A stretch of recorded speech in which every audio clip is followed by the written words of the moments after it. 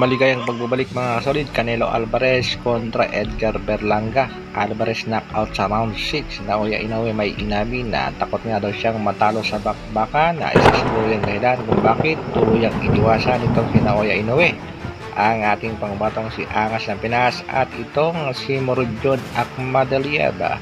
Yan ang ating pag-uusapan mga kasolid. Para sa ating unang balita mga kasolid, ang dalawang boksingerong tuluyang iniiwasan ng Japanese Master. Ito nga yung ating kababayang si Cuadro Alas Janel Casimiro. Sobrang pag-iwas nitong halimo ng Japan. Maging dito kay Murodjon Akhmadaliev, ganon din nga itong si Naoya Inoue. Iniingatan nga nitong si Naoya Inoue ang kanyang malinis na kartada at syempre ang pagiging undisputed sa super bantamweight division. Kaya naman todo hanap itong si Arum ng mga kalabang sa alam niya ay kayang-kayang talunin ni Naoya Inoue. Monster ng Japan umamin sa isang interview dito kay Naoya Inoue ay umamin nga itong Japanese Master na isa sa mga kinatatakutan niya ay ang makatikim ng talo sa bakbakan. Kumakalat ng mga kasolid ang balitang hindi naakyat itong si Naoya Inoue at tatapusin niya ang karera. Magre-retiro na sa 122 pounds division. Samantala ay naman kay Jerry Peñalosa, wala nga daw makakatalo kay Angas ng Pinas dito sa 122 pounds division, maging itong Japanese Master.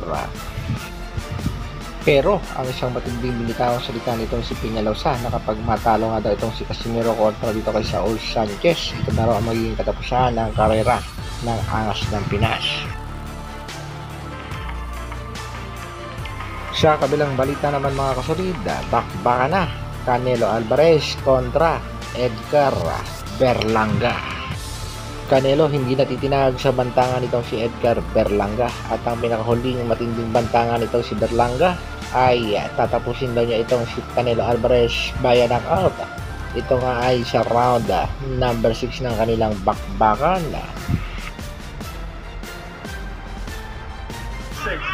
He's got him the 6th round. Okay. Ayon nga sa pinaka-latest interview dito kay Edgar Berlanga ay hindi nga daw tatagal itong si Canelo Alvarez sa round 6 at mananockout niya. Cuadro Alas Casimiro kontra Saul Sanchez, baka na. Isa sa mga latest post ni Cuadro Alas is my boy, ang daming mapanghusga pero mga bulag pagdating sa sarili nila.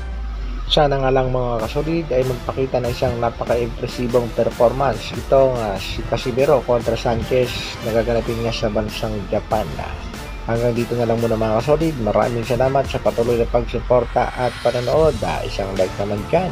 Mabuhay, Dr. Alvin Vlogs.